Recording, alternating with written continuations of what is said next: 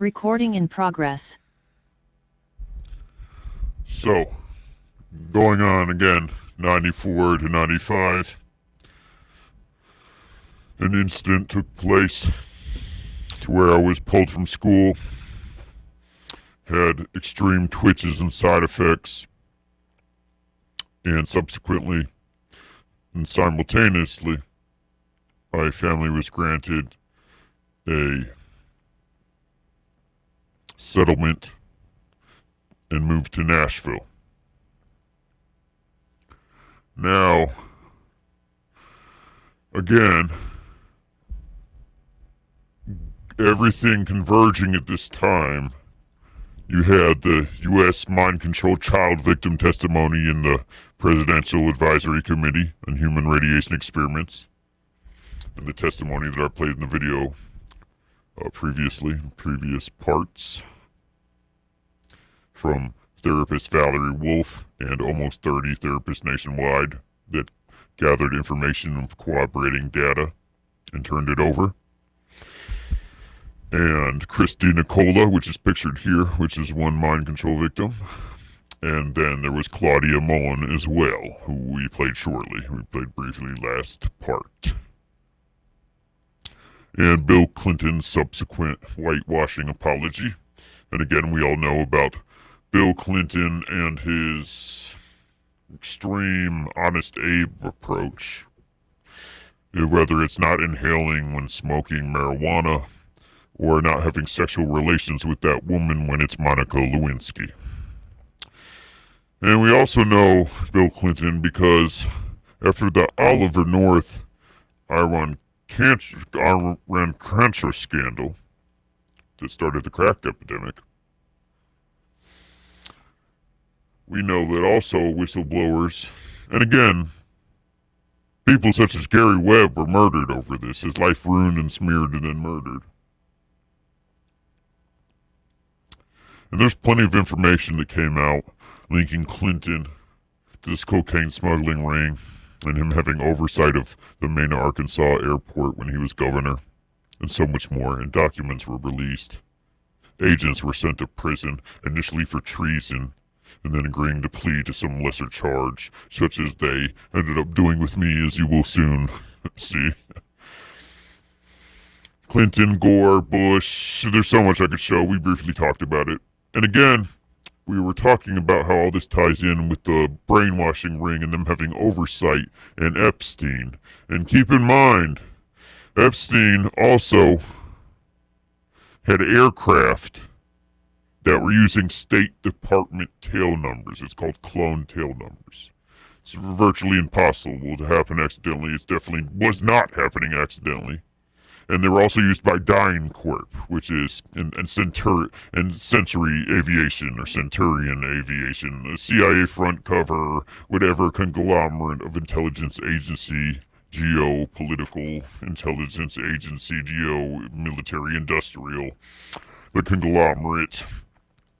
And what they were doing was, yes, they were trafficking minors from Bosnia. And this also went to Yugoslavia, the Balkan states, and this also went to other places such as Haiti. Yes, and a lot of this is logged. A lot of this should be known by the public. Centurion. It wasn't Century, Centurion, yes. And it was used by a Cessna, a little Cessna. And then it was used by a Bronco for counterinsurgency and so on and so forth. So, this has all been tied in, and there's a pretty clear paper trail. And the reason that all this was covered up isn't just because of embarrassing things for a lot of VIPs. No, this is because there is a brainwashing, mind control, sleeper asset, and intelligence agent aspect to all of this. And I think we've thoroughly established that by now. And again, we have special operations teams being sent to their doom. That's a large part of why I'm speaking out. You have no idea. One of the main sources of Gary Webb, who himself was murdered, ended up going to prison for years and having his family life ruined, and was exiled in South America, essentially. unless he wants more trouble, right? And these motherfuckers get old and soft. Not that I blame them, but I would say I wouldn't want any either. But I think, I mean, look at me. I mean, I just can't help myself. I'm dipping my toe back in the lukewarm pool. Now, around this same time, this is what's important. What I didn't mention is also around all this time, after this happened with my grandfather, right when I was getting pulled from school, simultaneously, I did briefly mention that my parents, who were former pornographers, they were also con artists, and much more,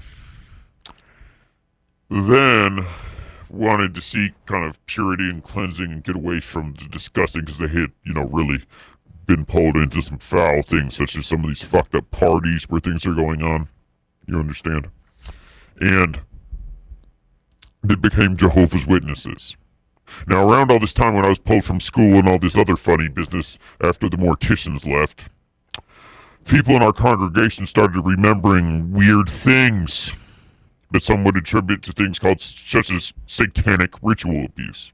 And that's one word for it, but let's not get into semantics. We have mentioned how this is one aspect that clouds, that muddies the waters. But we can demystify all this, and we can really not give a fuck about what's not as relevant and really worry about what the fuck is tangible and we can fuck with. But anyways, I digress. This was amidst all the satanic ritual abuse that eventually got to be known as the Satanic Panic.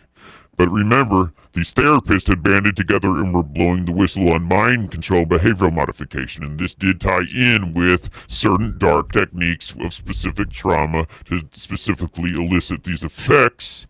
Just like the black magic is really dark neuroscience in many cases, where you're using certain trauma to gain control over somebody. You have them under your spell. You might have, certain words for your spell, but it's really hypnotic passcodes. It's all different semantics. We're talking about brainwashed Manchurian candidates, mind-controlled people under a spell.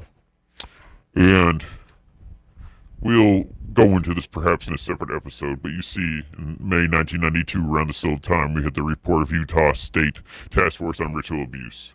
We had Satanic Cult Awareness. This is another state. There's too many. Here. We have the National Center for the Analysis of Violent Crime with the Investigator's Guide to Allegations of Ritual Child Abuse. We have Ritual Abuse, Definition Glossary Use of Mind Control, 1991, Los Angeles. Now listen, this ritual abuse, all this, if you look at these guides, if you believe in the Satanic Panic or false memory syndrome, once these therapists came out with this information, they were attacked and accused of implanting memories, when all the memories were blindly corroborating and related to doctors and declassified information for mind control experiments. Are you fucking kidding me? Just shut the fuck up. If you take a decent look at this, it's obvious. There's no way you can come out any other fucking conclusion if you actually take a look. And I understand you don't want to take a look because some of these motherfuckers are bitches and they couldn't do shit about it if they wanted to, could they? So they're weak ass bitches and they act like it didn't happen. And they'd rather attack a victim, a survivor, than the perpetrator, and the people that also happen to be most likely oppressing them. These weak-ass bitches out here don't make it easy on any of us, but I'm here for y'all. Know that. Anyways, if anybody wants to naysay shit, look at these ritual abuse fucking pamphlets. Look at the depth of them, look at the information, and then talk to me. We'll have a separate episode on it. It's so in-depth, you could never mistake it for Satanic Panic. It's incredibly in-depth and outlines the very problem, including everything that ensues afterwards, smearing them and wiping this, and brushing this under the rug, so to speak, blah, blah, blah, blah, blah. So that this happens, then it turns into Satanic Panic. It goes along, with the false memory syndrome, which is, again, once they had the 95 hearings on the ACHRE with the mind control, child victim testimony, obviously the FBI, the CIA, the legislative, judicial, executive, and so much and so more was infiltrated, infested already, rotten to the core, and was being covered up. And yes, they fabricate some very convincing scenarios for some legislators and other people that would ask questions to make shit look very real. I mean, they will have some certain, kayfabe fucking setup No, they'll have some real deal shit set up and videotape a specific role playing situation, and I mean, people may be really hurt or even murdered in it, specifically to show, bureaucrats to gain oversight for these and say, look, this is some dirty shit that we're having to do, but do you see what we're up against? I mean, all sorts of shit, fake intelligence, everything. I mean, we would probably need a fucking episode on that, but we got too much shit to cover, and we're really about to dig in here. So, anyways, all this shit's happening at the same time. Again. Then Stargate project also in 95 was terminated and declassified immediately, saying they never had any useful intelligence. You can go into it and read the papers yourself. Electronic perturbation, for one. Fuck the remote viewing and all this. We will also discuss this. And there's also a kind young lady that I will probably be doing a podcast with. That's right, I'll be doing collaborations, people. I did one interview with no video previously to start talking about this, but I figured I needed to be a little more forthcoming, and as I don't usually speak, I'm usually more the silent action type. Sometimes I can't quite articulate to my satisfaction, but it's important for people and other survivors to see. You don't have to be perfect. All you have to do is be willful and intent. And we will come together and we will affect the change that we want to see in the world. We will be the change we want to see. And we must, unfortunately. Because a lot of the world is assimilated by these evil pedoccultists, by these parasites. It's disgusting. And they are cowards, they are weak, they are bitches. But again, they have some infrastructure and momentum, and now it's kind of a race also to help everybody wake up, if you will, before this technology encompasses us. Because what's going on is truly fucking terrifying. And I have showed briefly earlier, for example, Persinger with electromagnetic cranial stimulation that's very advanced. Also getting in with the papers about accessing all brains. And now you have certain things being injected into people that aid in reception, if you will, and transmission. RX and TX, my friend. Now, moving on. Again, after the Gifted and Talented program, after the Morticians, middle of second grade, 94, 95, I was pulled with horrible twitches, side effects. And simultaneously, my family and many others were reporting satanic ritual abuse. And we were specifically in Jehovah's Witnesses, and there was a whole task force set up in the Jehovah's Witnesses, and you reported to their place, which was actually like Bethel, New York, or Bethlehem, Bethel, New York. Very biblical sounding. And essentially, before this, my parents were con artists and porn stars and lived a life like that, but then they wanted purity when they got too deep in the fucking evil shit and saw some fucked up shit was there, so tried to do this and become pure. Then they saw, oh, now this is happening. The family was having weird memories. We were all talking about it, some weird ass fucked shit. And then so was a lot of people in the neighborhood and the town, which was a small town. And this was all when, again, the satanic ritual abuse was happening. So all this happened at once, and then we just really decided once they got the money from the settlement, again, for my dad's back surgery, apparently, and I guess that's when he came out of the wheelchair once he got the settlement. But also, like I said, from what I remembered, it was signed by Bill Clinton, and we were getting that, and I was told we were getting that because of what happened in the experiment, which fucked me up royally, gave me twitches. I literally stopped growing until I started taking somatrope and HGH from cadavers and bovine. And anyways, at this point, we packed up from New York, upstate New York, when I was 8 or 9, and 94, 95, and moved to Nashville. So everything's hitting the fan. From the cocaine trafficking, Clinton, all that, to the mind control, to the Stargate, and the fucking program with the ritual abuse, satanic panic, all this shit, alright? So, we moved to Nashville, and immediately, also my parents had wanted to get into music, and we're going to talent scouts. Me and my siblings were inserted into some not acting gigs, but auditions and whatnot. And then basically immediately, my dad supposedly gets like snuck somehow hooked on crack. Thank you. And, he's gone. Boom, split up. My mom goes to being prostitute escort, but she didn't start off being rich. You got to understand.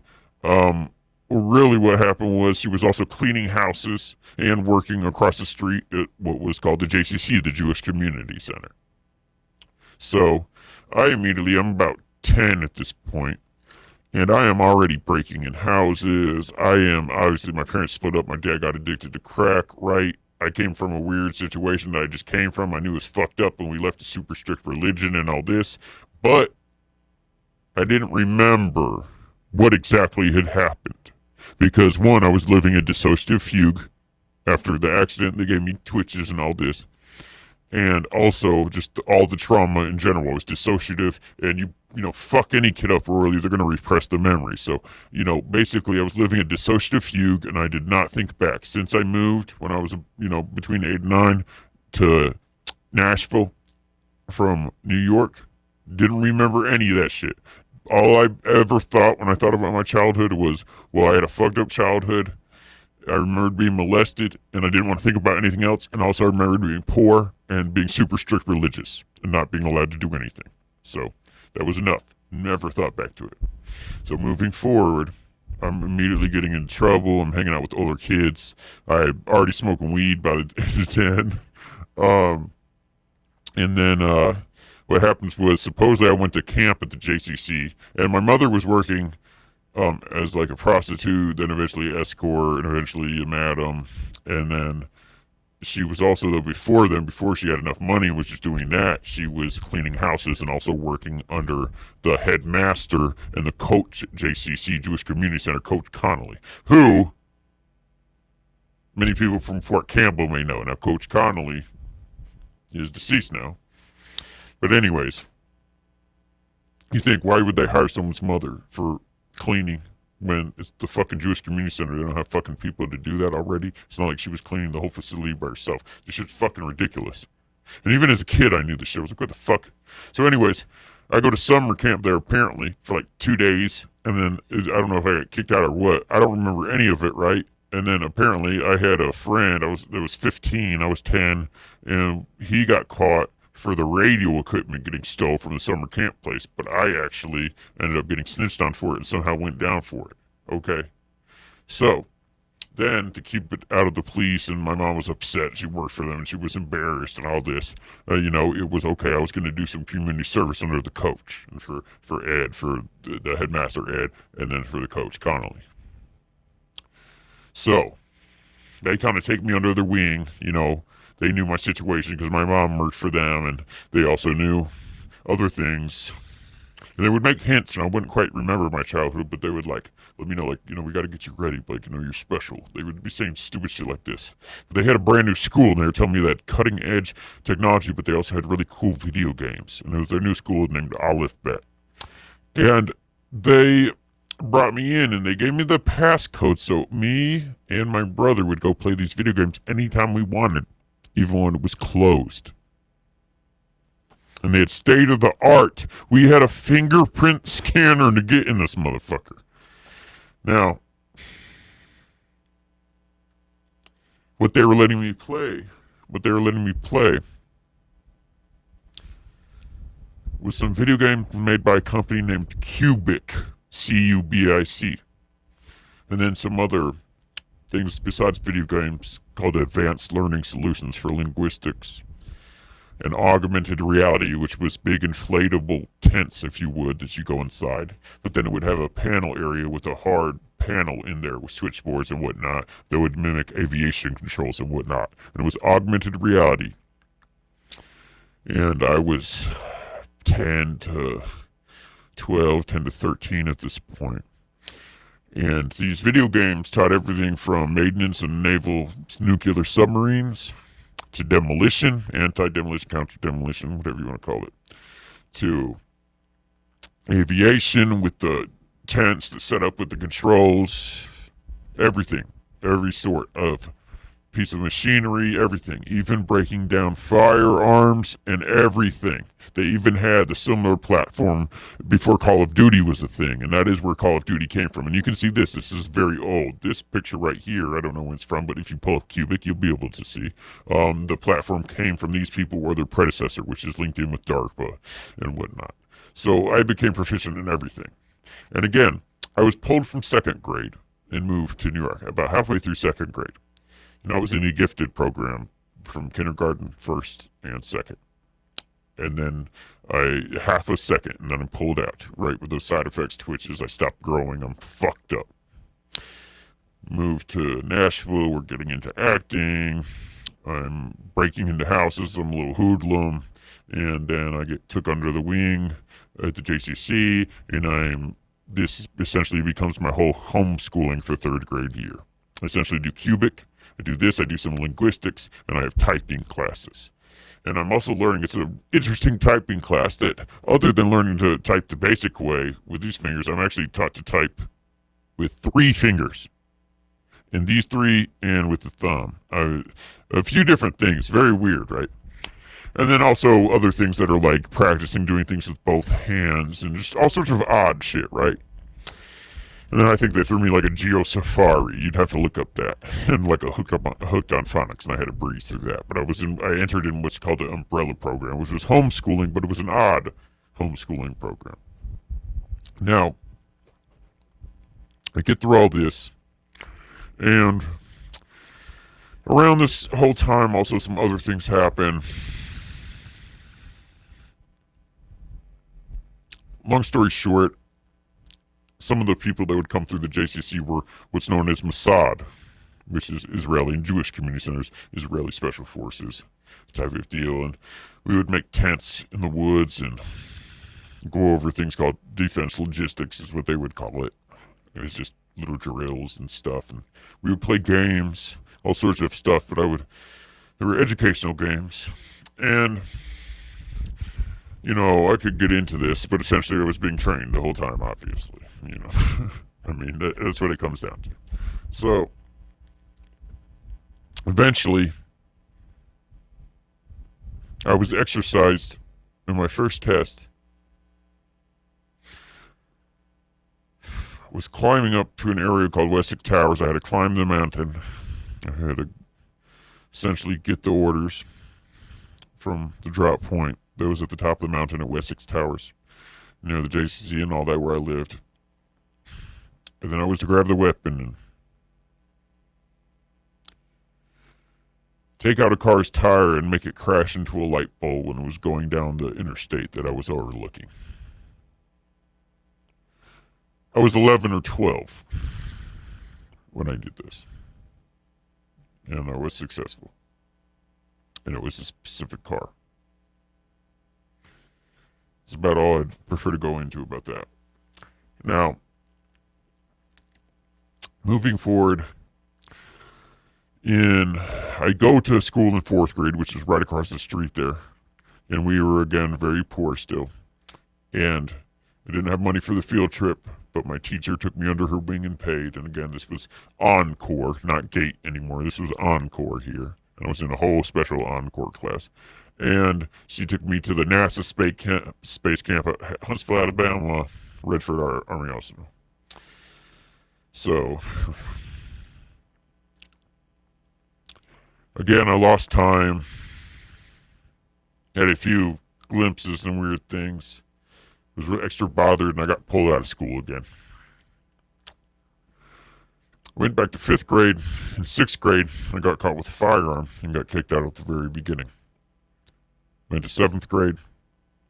By this time, my mother was an escort, a madam, and she had just won a bodybuilding competition.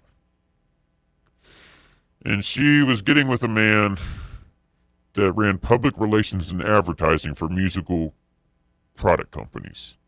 And we're talking about major musical products such as Audio-Technica, Korg, Marshall. Now everybody under Korg was Marshall, Fox amps, or Marshall amps, Fox, fucking tons of them, I don't even remember. He represented Logitech for a while, all sorts of people. Eventually, these people created their own departments and took care of this, but back then, technology was a little different, and there were specialists. So, anyways, he also went on to represent individual bands or entertainers, which I would name, but I think it would be too easy to identify him. Now, we eventually moved in with him, and he was a little bit more wealthy. We had never been in a comfortable situation like that. And when we moved in, I remember on the street there was a house that was always empty. And then one day there was a man there, and he introduced me to him and said, "This man is an intelligence agent," and told me a little bit. It was kind of odd, but I thought it was fucking, I thought it was pretty cool, right? And I remembered, oh shit, as a kid, I wanted to be a spy. I wanted to be, a soldier. I knew I wanted to be something. I didn't even have a word for it, but it stirred something in me. So anyways, by this time, I'd went through 7th grade. By this time, we moved to a richer part of the area outside of Nashville, to Franklin, Cool Springs. And I go to the richer school, and this is 8th grade. It doesn't work out because I'm coming from hard situations here, buddy. I get this shit immediately. I'm pulled out of 8th grade. This didn't even work. By then, I'm also in the streets, if you will, and I'm selling drugs. And by this time, I'm getting kind of successful. And also what I had started to do was I had started to grow marijuana. And I got rather good at it. I wasn't growing a lot of marijuana, but I was growing absolutely the best. And what this led to was to extreme networking, because people liked it, right? And that's about all there is to it. They liked it, and they wanted it. And there was a limited amount, and I leveraged it to get in good with the people selling cocaine, selling bricks of weed, because there wasn't that much high quality back then, at least in the circles I ran in. I mean, you got to realize I'm literally 14, 15 at this point. At this point, I also am literally armed day to day with machine guns. Now, they might not be the highest quality machine guns. Some of them may jam, yes, they were cheaper, such as Mac 11 pieces of shit, and so on and so forth. I wouldn't carry Tech 9s because they would jam horribly, but things like this. 14, 15, all right? So every day. Now, so what happens is then I go to 9th grade. I try 9th grade, and I'm already in what's called middle college, which is I'm going to the college university in 9th grade because I was smart and I tested, for all this, regardless that I had been pulled out of school so many times. And I was going to middle college, and I went there also for a few weeks, and then got pulled out again. At this point, I move out, and I'm growing marijuana in one apartment with one of my friends. And I have, there's ways to make sure the airflow is controlled with negative pressure and only flowed out through what's called a carbon filter and ozone generator, which makes it smell-proof, essentially, as long as it's actually controlled and the protocols followed.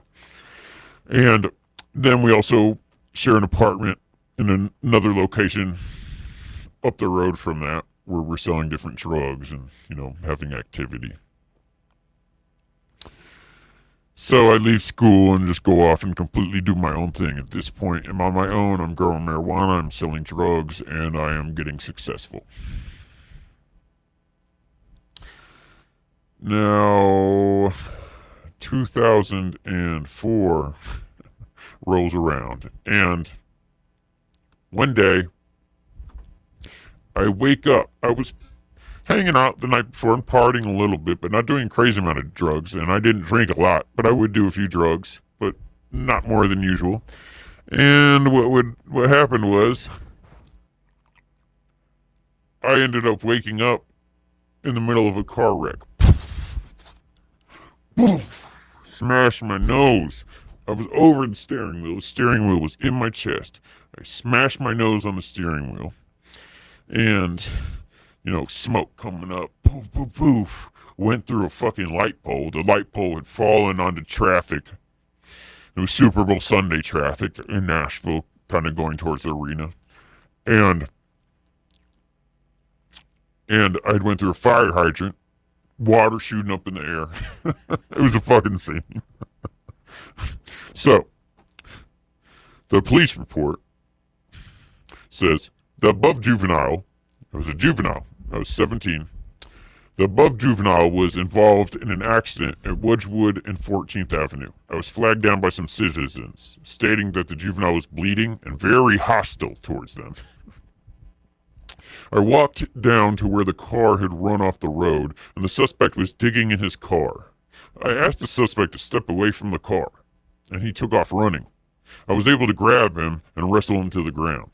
The suspect then stated he had a loaded pistol in his right pocket with black talons, which, for those of you that don't know, are essentially hollow points that expand but then have a smaller full metal jacket that goes through, so it will expand, spread, go through a bulletproof vest with the remaining. Bulletproof vest penetrating bullets. And the suspect also had brass knuckles in his left pocket. The suspect has a learner's permit only and is expired. The other officer worked the accident scene, and the evidence at the scene supported the suspect was driving over the 35-mile-per-hour speed limit.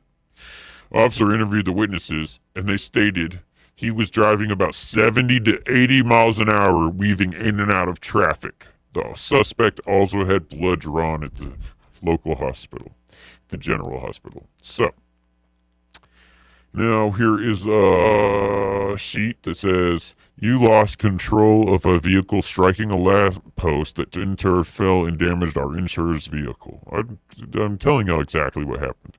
Handgun possession, prohibited weapon, evading arrest, no driver's license, reckless driving.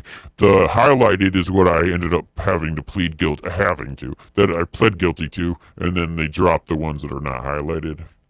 Now, the report at the hospital hit a fire hydrant and light pole. This is what I told them.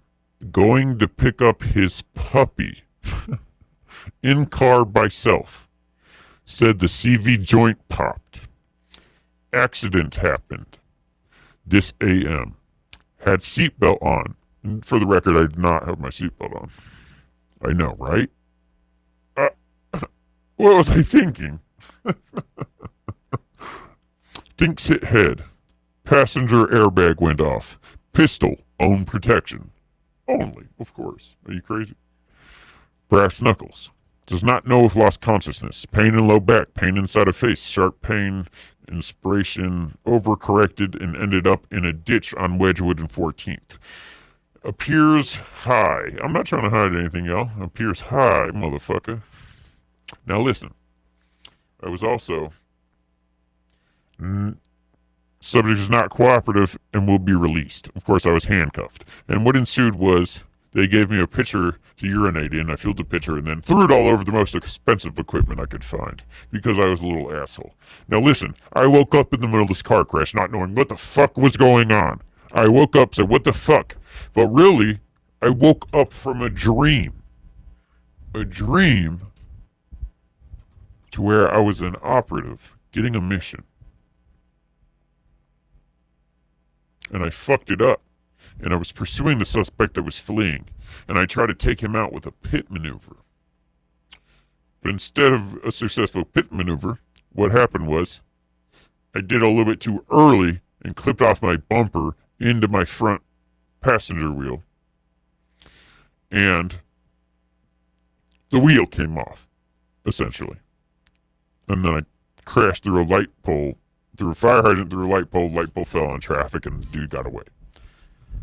So, that's what I remember when I woke up. I said, what the fuck? I said, holy shit. I said, man, what the fuck? It was like, what the fuck? I was having the fucking weirdest dream. And I woke up and I was in the middle of a wreck. I was like, goddamn, it's so weird. I was having a dream kind of that goes along with it. I mean, what the fuck do you think? I didn't know what the fuck to think, but I'll tell you what I did know. Oh shit, I'm fucked.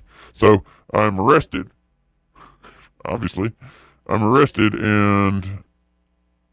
what was this? This is just the one that says about the fire hydrant. Just so I'm not, obviously. And then the Drug Free Youth Act is what I was eventually released on, although I did serve 30 days for the handgun as a juvenile, which was nothing. All the juveniles are in there for robbery, murder. Everybody's got pistol charges. Nashville, a lot of crime. Any urban metropolitan city, I'm not sure if you're not aware, but I mean, you should see like how many gun charges, how many murders. Like it's a lot. It's fucking a lot. And also, Nashville is, I think, one of like the top 10. I don't know. Look it up. In murders, homicide. Anyways, per capita or something.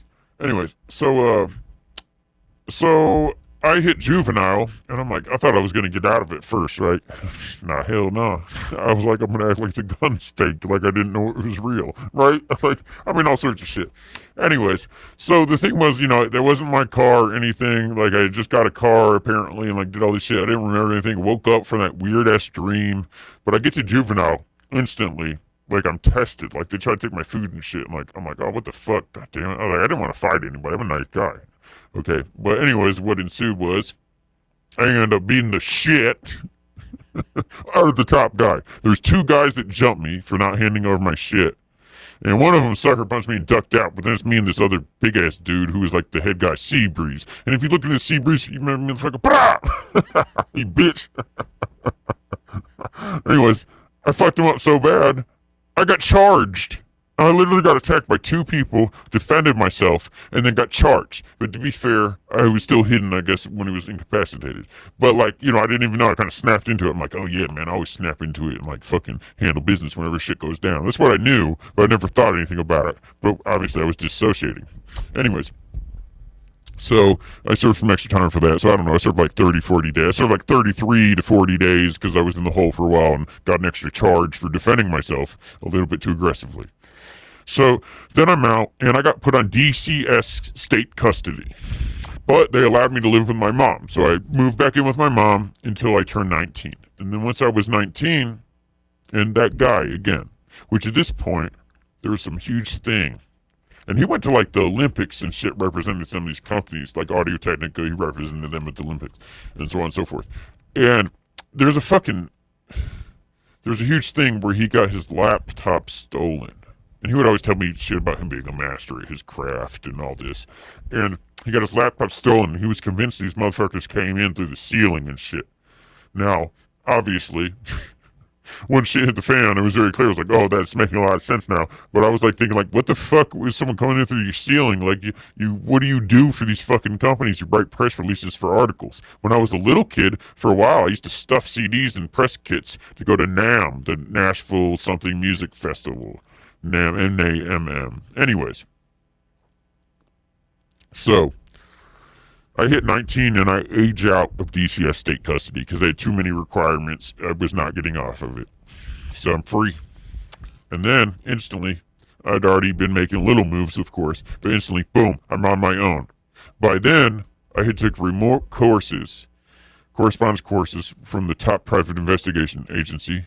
I took free online courses for Yale Philosophy of Death and things like this. Anyways, from these private investigation courses and criminal justice courses, I learned that you can essentially find a death certificate for a baby that it was born around the same age that you look like. You have to look like around the same age of whatever this is, and you can build on the death certificate because back then it was kind of free game and they wouldn't necessarily file that. And you could use the same social security number if you saw that they died shortly after being born, once after they were issued to social security and everything, and you can build an identity on that. It won't have any background, but and some people don't. And I was still young, so it was real easy. So I started up several, motherfucker. I'm not playing, and I was finding all that shit. So anyways, I had been planning. Once I got caught with that fucking gun and woke up on that, I was like, oh, okay, when I'm ready for action, I'm really going to do it now, right? So anyways, I hit the fucking ground running, yo. You think I'm playing games? I'm not playing games, not at all. Now, let's see. So, I get a place, and I am growing marijuana. We mentioned this, and that's kind of what I get into. And I was also routed to this for several reasons, and we'll get there. But a large part of it is because it instills discipline and keeps you sharp in ways that you need to be. For example, this was my first major place by myself under a false identity, etc., and so forth, which I had, by the way, got a list of houses with certain criteria and a chart out of the classified ads, which is a OG intelligence way of communicating, as well as known for how serial killers communicate. And we would get this ad with the different places and lists, and I would rent from different places from it under false identities. And see, with the marijuana, as a farmer, you plant a seed. The way you take care of these plants, what you do today might not show till tomorrow. What you really do today might not show till next week. And what you do every day won't show till next month. And it teaches you to think ahead and to plant seeds. And it's an important lesson that you need to build upon and realize on many different levels of perspectives. Especially nowadays, people really want the instant gratification. But if you go for that every time, it's not going to be good for you. And it's a lesson that people need to truly learn. Now, besides that, there would be certain sterile protocol. And you see, I'm not fucking around. I'm 19. And I'm about to take over with what I'm growing. And I have 13 strains at this point, maybe at least 10. We got White Widow, Sour Diesel, Purple Mazar Sharif. We got a couple of different types of White Widow. We got White Rhino. We have Sour Diesel, Blueberry Moonshine, Apollo Mist. We have Hindu Kush and Master Kush. We have Northern Lights 5 and 9 and 2. Just plenty of bullshit. Sensi Star. That Sensi Star is in the middle. I actually won a contest with this. And then Purple Mazar around it. Purple Mazar, Sour Diesel. And what this allowed me to do was network exponentially. And I was already in the streets, if you will. And it networked rapidly. And people really appreciated the eye for detail. But again, growing these Sensi Star, and this is with a shitty camera from years ago. I mean, these pictures are literally almost 15 years old. Or 15, over 15 years old. Now, oh yeah. So, let's get there. So, not only this suit, but we'd be wearing Tyvek suits. And what you have to understand is I would be going from spot to spot to spot each day. And what I had to do was make sure that I didn't smell like marijuana, otherwise I could give myself away. And then also I would run a place in the country. Then I would run a place in a college complex. Then I would run a place here and there. And at each place I would dress different. I would have different mannerisms, and I would practice. I would make sure that I'm not smelling to transfer from place to place. I would ensure that I had different phones. I would never carry two different phones together to where they would be able to be tracked on GPS, because I realized with the cross-referencing, just many acts of discipline. And it got to the ridiculous point, but I just knew I didn't want to be caught. And I had been to juvenile, and I knew I'd be extra careful, because fuck, I woke up in a car wreck, and I knew that anybody could give me a fender bender, for example, and if I smelled like marijuana after a fender bender, I could get searched, so on and so forth. So, this is, by now I think 2005, 2006. So, I am setting up an enterprising, and that continues until 2007. In 2007, I run into a new place, and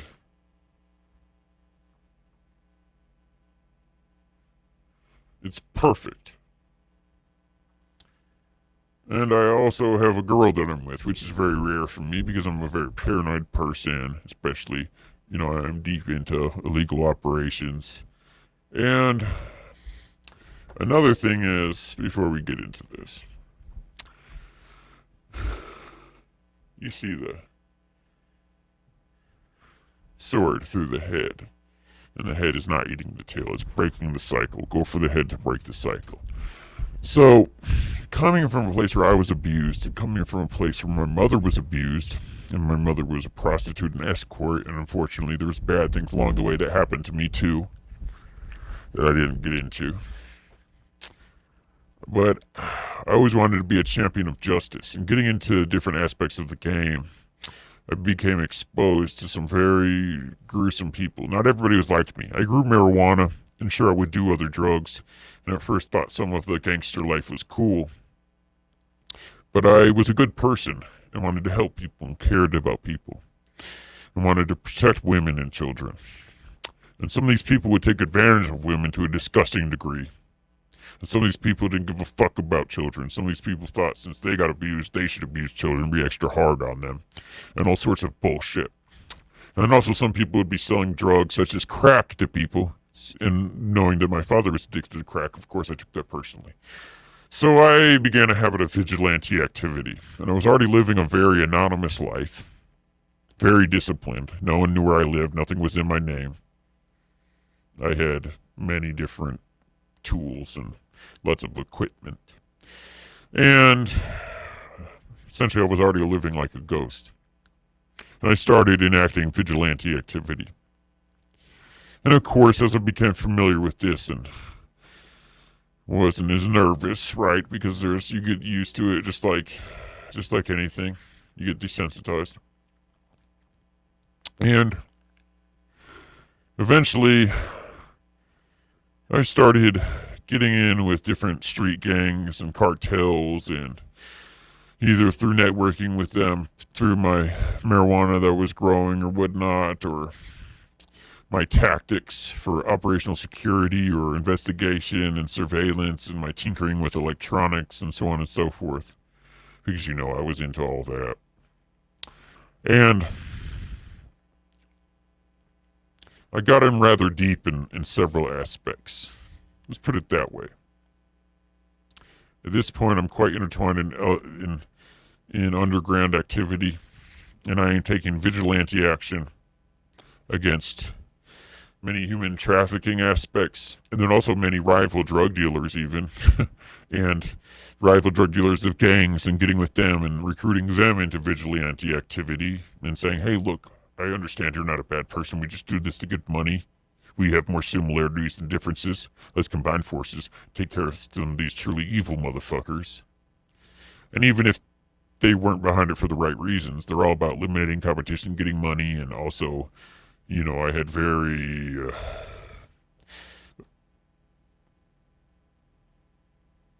competent means to handle. They were happy. They were doing a lot more reckless, uncalculated maneuvers, and they were happy when someone like me came in and actually taught them to have less risk and gain more money. Let's put it that way. Business was smoother. So, it's 2007 now, and I have my own place. And sorry, I've had my own places. It's 2007 now, and I get the perfect place. I'm very happy with it.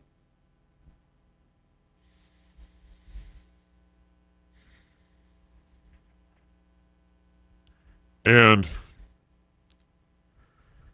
I was always into dogs and canines, and I now have several pit bulls, highly trained, and I had also been rescuing fighting pit bulls and carrying out some operations against people that were in dog fighting rings, and that linked up with a lot. People don't know how gruesome these dog fighting rings are. I had unfortunately experienced some death of animals when I was young as well, and even though I did not consciously remember this, I was sensitive about it. But so, I'm rough around the edges. I have wolves, different types, pit bulls. And in 2007, at this location, I find myself on the camera in the middle of the night. It's the end of 2007 by now. And I said, what the fuck? Because here was the thing. Now, I had several pistols, but at this location, I only had one. And it was this one right here. That was my legal firearm that I had bought legally. Now I had another. And when I saw this picture, one, I thought to myself, I must have been fucked up last night because I don't even remember that. And I thought more, And I looked at it again. I didn't even notice that I was holding another gun somehow because I was so fucked up. I said, holy shit.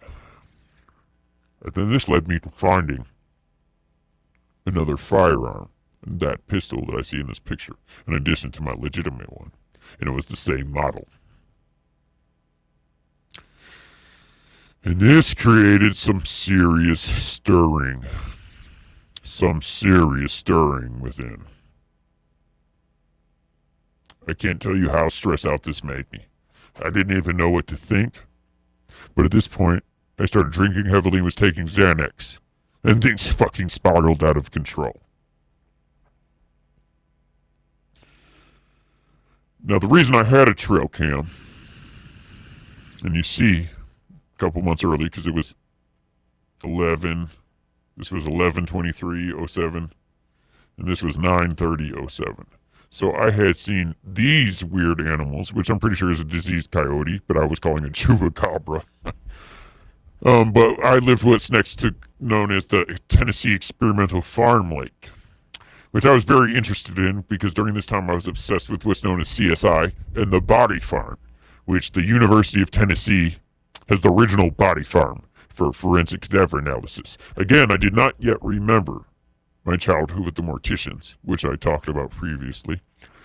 But I had an obsession with CSI. I already had been taking the private investigation courses, the Yale Philosophy of Death college course. And I was interested in the body farm, and I knew I was living next to the Tennessee Experimental Farm Lake. And I said, I wonder if this thing is truly diseased, and if it's out during the day, usually since they're nocturnal, they'll be starving. But I had meat out, and it was not eating the meat. And I said, I wonder if this was drinking the weird water at Tennessee Experimental Farm Lake. I never questioned myself how I knew what the fuck that was, or anything. But we will get into that. So, those are the two pictures I have of it. So, I had wolves out here. I was handling them.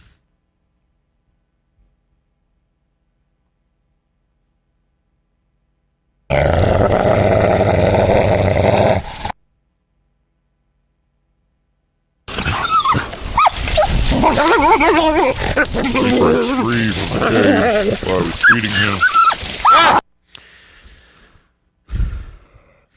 And where I was living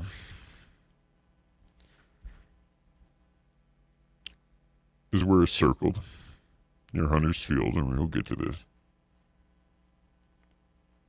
And on the other side here, you see is the University of Tennessee Experimental Farm Lake and Station Loop. And you will see soon Campbell Drive.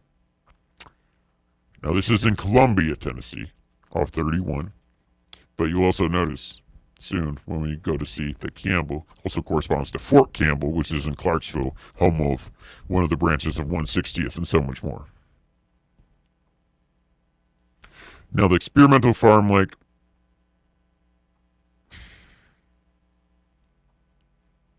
Campbell Drive,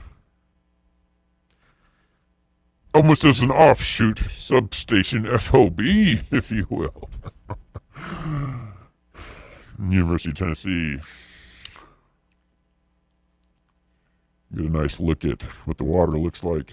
Lovely. Take a swim. And the original body farm is the University of Tennessee Anthropology Research Facility, located a few miles. And now, the body farm was in Knoxville. This is in Columbia. I am just saying that I knew all about the body farm and was obsessed with CSI and all that referenced it in forensic cadaver analysis and so on and so forth. And I knew it was the same University of Tennessee that also had the Experimental Farm Lake. And I don't know how I knew these things, and I didn't think about that at this point. But I digress.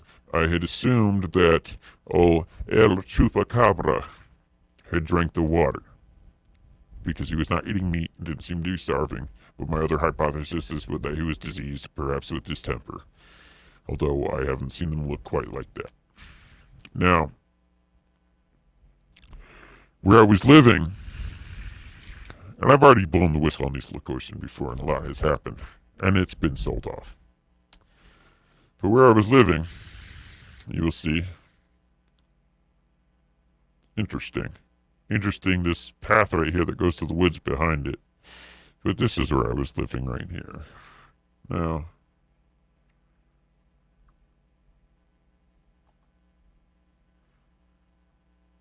you see?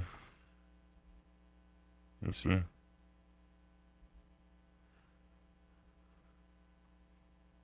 Some wolves. By the way, that didn't work out.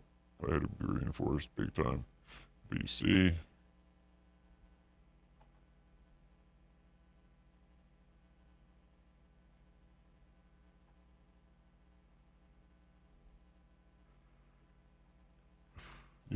obviously, I was at this property. We don't have to.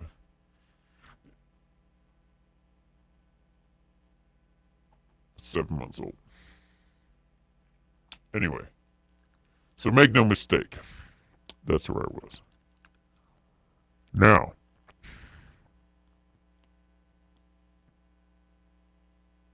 across the street was what's known as the Ring Farm.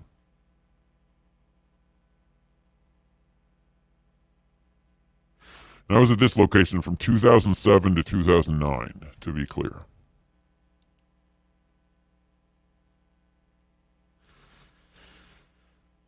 Keep this in mind. We will come back to this.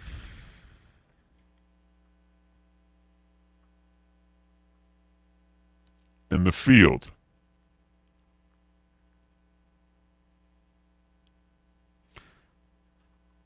keep in mind, Hunter Lake.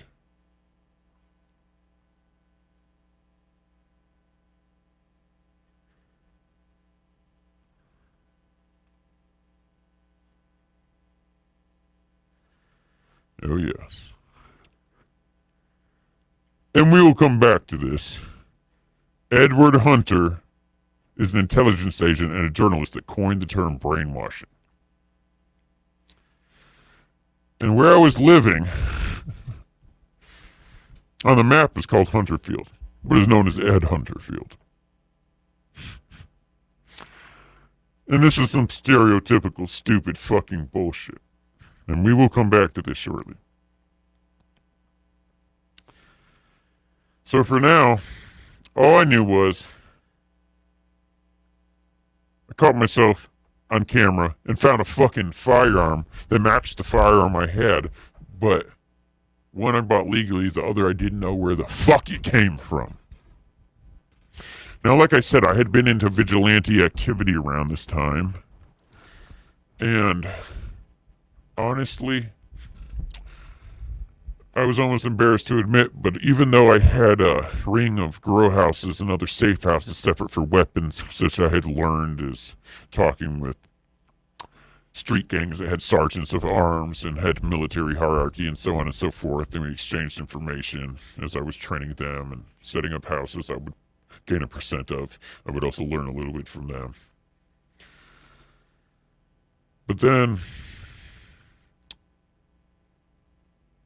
I realized the vigilante activity wasn't enough, and I really wanted to be authorized to do what I had to do. And I feel like I was capable, smart enough, cunning enough, and just capable enough in that the intelligence agencies would give me a chance to enter a anti-human trafficking squad. And I knew these types of things existed. They had to. Why wouldn't they? The CIA handled the dirty business and other people. So I had been training. And I was obsessed. We're talking about wearing a weight suit throughout the day, and a very expensive weight suit that evenly distributed it. A ridiculous training regimen. Ridiculous. And just all sorts of things. I can't even. I also had an in through one of my associates that was a bone breaker for what was known as the country music mafia. He knew an intelligence agent that was working for Homeland Security in Nashville, Assad. It was actually dating his mom and reported directly to Bush at that time. And I asked to be put in touch. And I was training and I was making sure everything was layered off, going to extremes to make sure no one could follow me to my house or from my house. not keeping different phones together or anything. I was untraceable at this point, and I was quite proud of it. But I was also very paranoid and knew that as I was going to be trying out, just in case they didn't take me, I didn't want them to be able to find my place and just have me arrested instead. But, just, I just figured they would be able to tell something was going on, but no one could actually follow me to my place. And since I was so disciplined, I would just not go there if someone was following me. And I was really taking extremes. I mean, it was a lot. So, I found myself on camera, and I know something's going on, but I'm stressing out, and I am drinking a lot and taking Xanax and other things. And around this time, my girlfriend comes to me and tells me that her friend has been raped by a police officer. It's not just any police officer. It's the deputy son of the sheriff of Williamson County, Ricky Headley. And the sheriff, I don't even remember the fuck's name. He was a used car salesman, and then also the sheriff. And he was embroiled in a pain pill scandal. And as my girlfriend at the time told me, the sheriff embroiled in the pain pill scandal, his son, who was a deputy,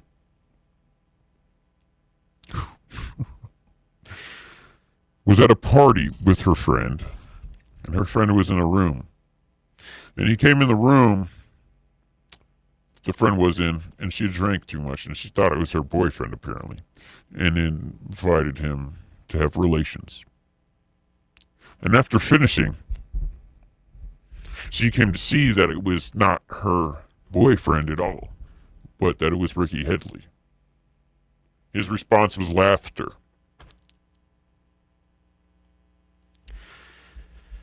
So, my then girlfriend advised me of the situation, and I said, "Ooh, this is too much. You know I can't handle that." And she knew some of my vigilante activity and whatnot, which is why she was coming to me, but I don't know how much she thought that went through.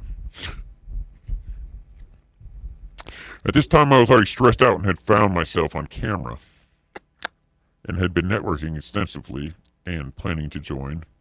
And at this point, I had had contact with somebody that actually had informed me that they knew and had been watching me,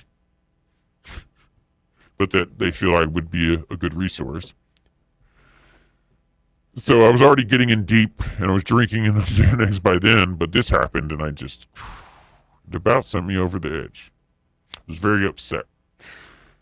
And I didn't realize it was disassociation yet, but I started losing little bits of time, and I also started having an internal dialogue that I was hearing. And I thought perhaps I'm paranoid schizophrenic, according to the symptoms I looked up. At one point, I was at a nearby gas station to where a lot of police officers are at night. The MAPCO on the corner of MacHatcher and Hillsborough in Franklin. And I received information from lower-level Masonic police officers on whereabouts of Ricky Headley and just the full docket on him. Not a paper docket, it was all verbal. They fully briefed me on every aspect and answered any question that I needed to. They didn't know who I was. I merely presented them with the passcode, and they were compliant.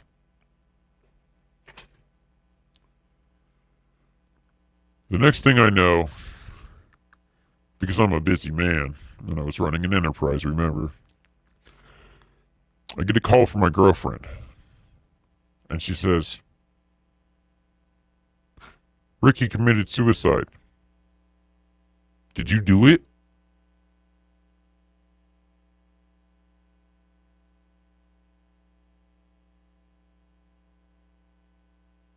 There was a stirring. And I asked her why she would ask me that on the phone. And of course I didn't do it. He committed suicide. Why would you say that?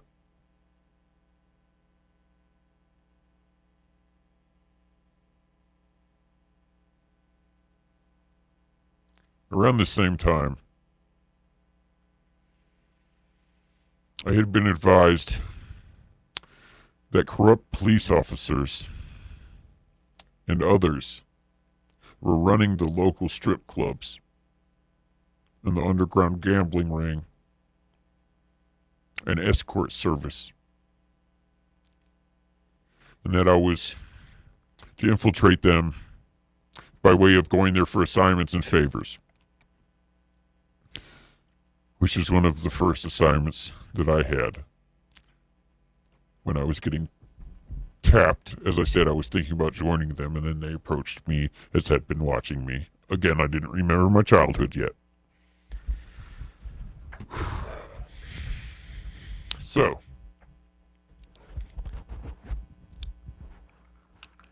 I start going to the strip clubs.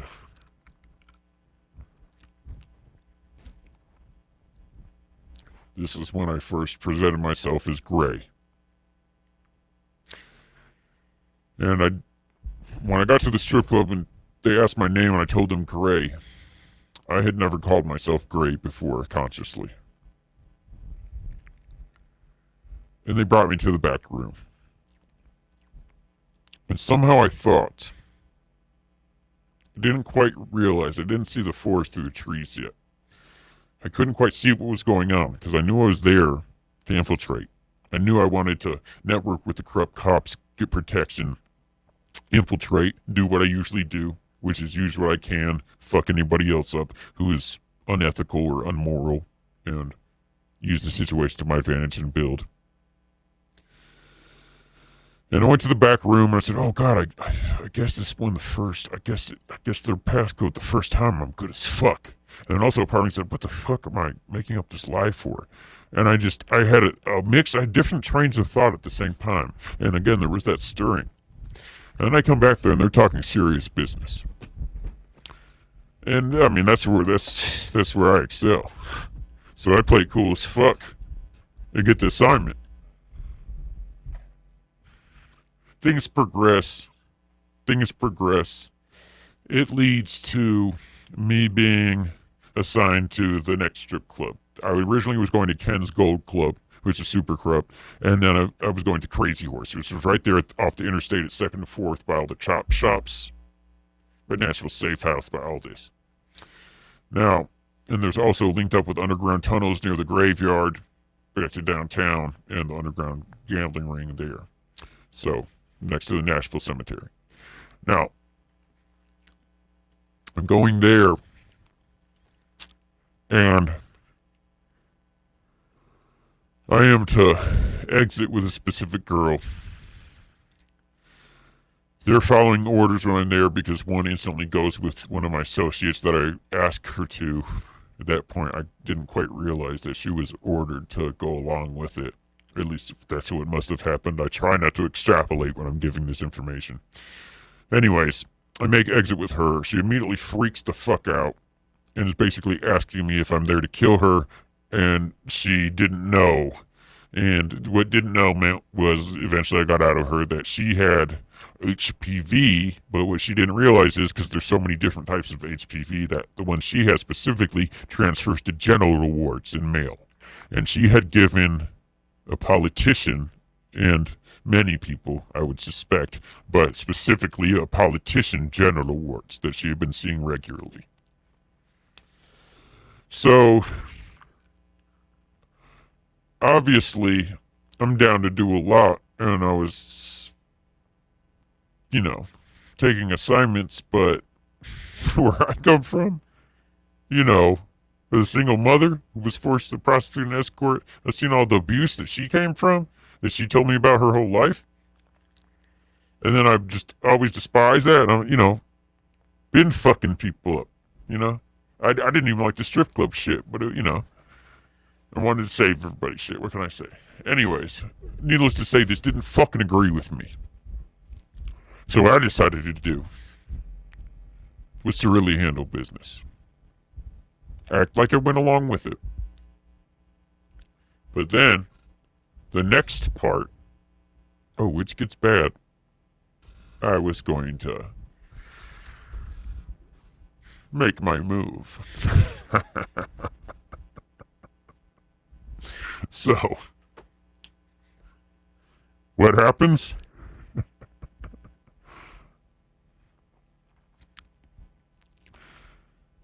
I go.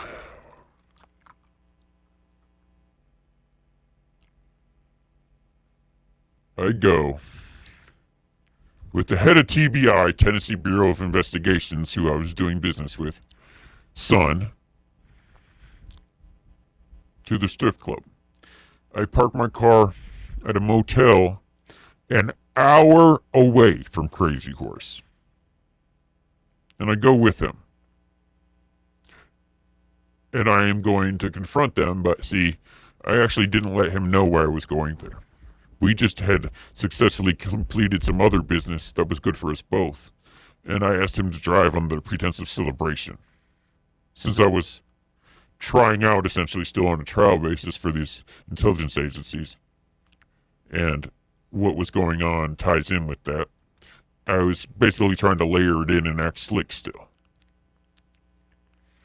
Because you gotta understand, I wasn't sent to just to work for these people. I was infiltrating and doing this, and then basically I had a plan to fuck them all up and try to act like they started it, essentially.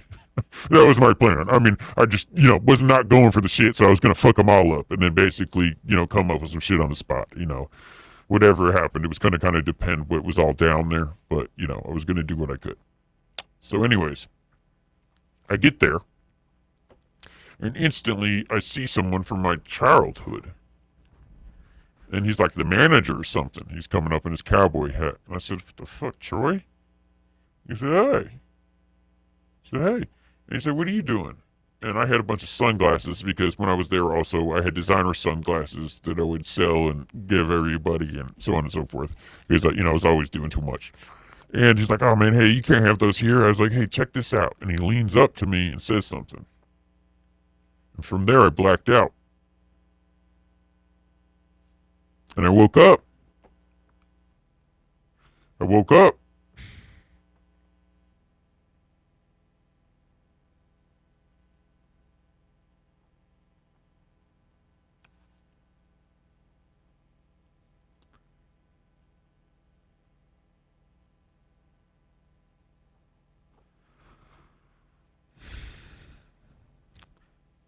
Fucked up.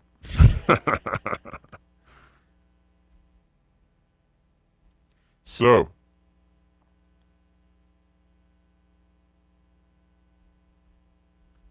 you see the car. Front's fine.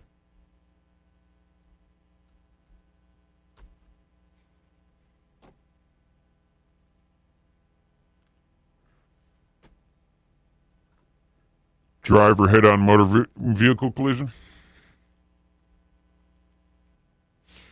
In the debris field, dog bite dog. That's not a message. We'll get to that.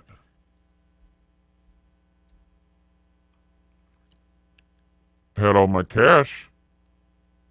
Nothing was missing. And by the way, I know I had all my cash because each day it would take exactly $1,000, and I burned through it the whole day. And I had a little bit left over from the day before, so I had 23. So I had 1,023. So I hadn't spent any money. Ribs broken, face lacerations, spleen laceration, my liver was lacerated, all sorts of shit. It is speculated he was restrained since seatbelt was found to be cut, presumed by initial rescuers. Patient was noted after repetitive questioning about the accident, but has improved in his mental state since. So,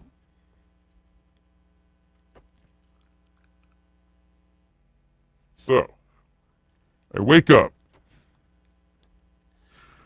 in the trauma unit of Vanderbilt, taking a deep breath. The fuck happened? And I woke up, guess what? From a dream again.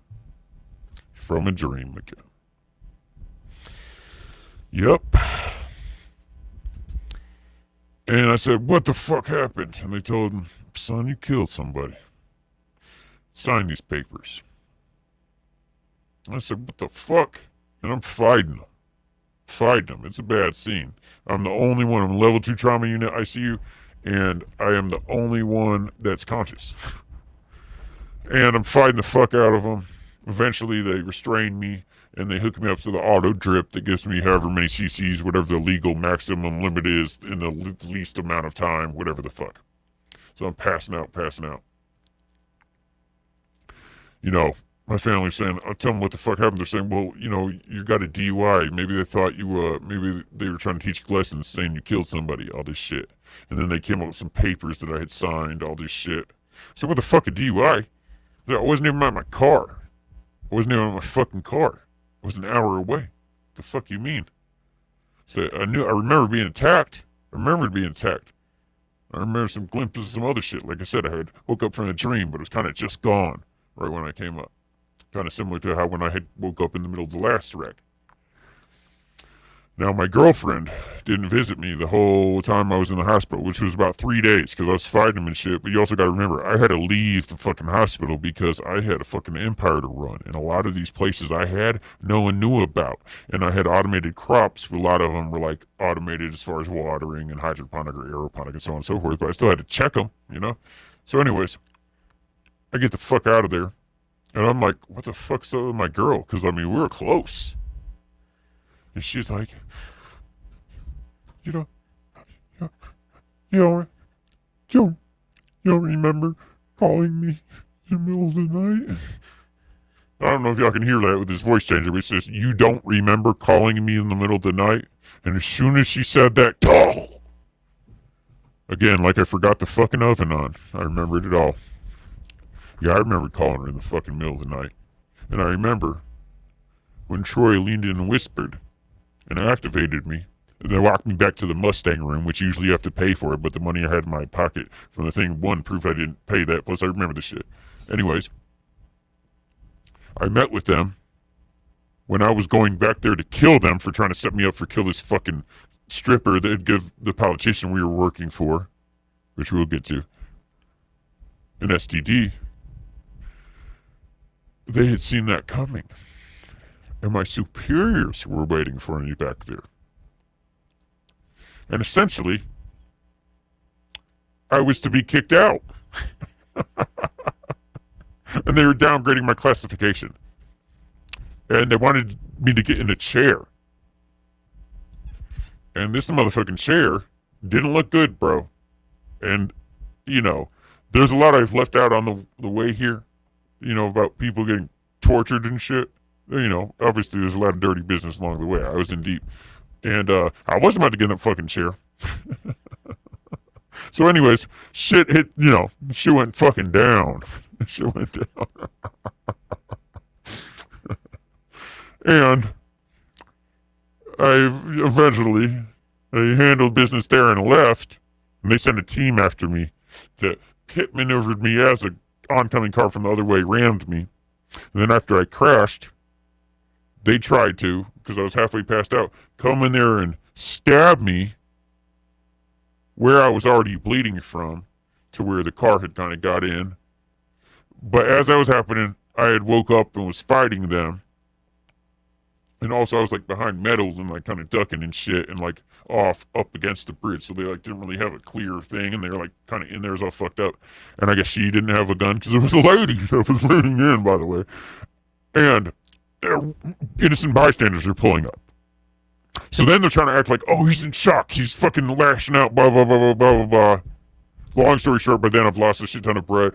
I had a collapsed lung, all that. I ended up passing back out. They didn't kill my ass. They're fucking bitches.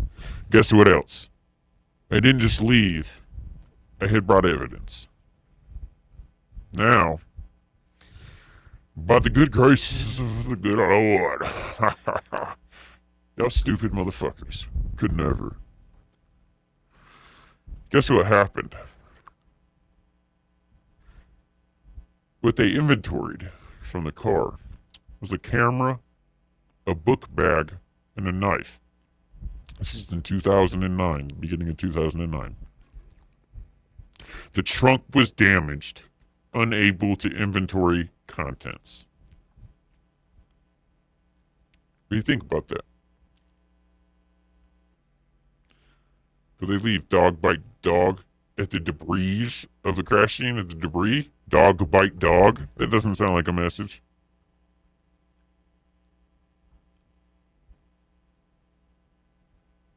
And what happened was, a kind state trooper could tell something was fucked up. Just fucking knew it. And he kept some evidence outside of the chain of custody.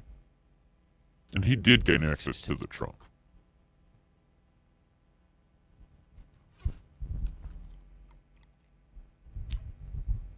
And guess what we got? You stupid motherfuckers. Now, this was years ago. A lot's happened since then. So that was the day I decided, fuck you all. I tried to not handle an assignment, taking care of a stripper that had gave a politician an STD. The superiors from the intelligence agency that had recruited me tried to kill me. And I handled that. Apparently a whole team got sent after me. I wake up from that, but I got away with the evidence that I had. Because I was into a lot more than that, and they also had some things below where I was, underneath Crazy Horse, which is now also shut down. Not because of that, they stayed open. So,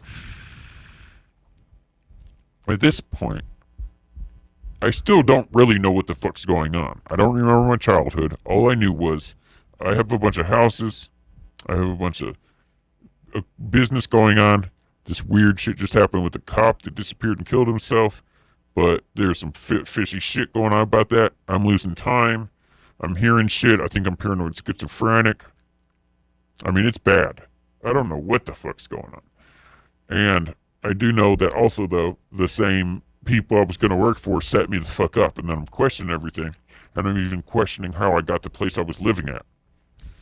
And another part I wasn't mentioning is bringing us back to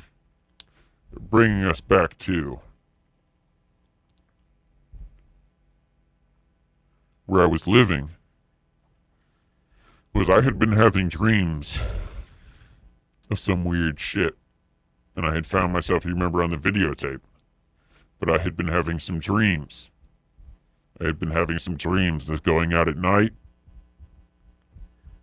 going on assignments, handling training in the cornfields, all sorts of stuff. So at this point, again, I was drinking a lot, doing Xanax. I'd woke up now in the trauma unit. I knew I had gotten in a fight with them. I still didn't remember my childhood yet. But I knew, holy shit, I'm fucked. So what did I do? I start shutting down any places of mine that aren't super secure, so I can not get busted. I realize, again, because I did have someone also come to visit me, and it was the intelligence agent that was on the street I used to live at, that my mom's boyfriend that worked at public relations for music and advertising and had the stolen laptop introduced me to on the road he lived on. Anyways, what I do is essentially accuse him of some shit and force him to buy my mother a house. And I also had a little bit to do with it. And then I try to pull everybody back in under one house.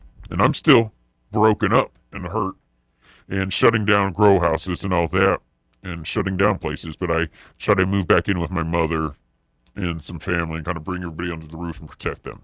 You know, deep down, I knew something was up, and I knew we were under attack, and I knew I had got in deep with intelligence agencies and all that, and that I was on some radar. I didn't know what the fuck, and I still thought I was slicker than I was. So, that's 2009. Now, basically, as soon as I shut down about half of my places, what happens is, and you're going to love this,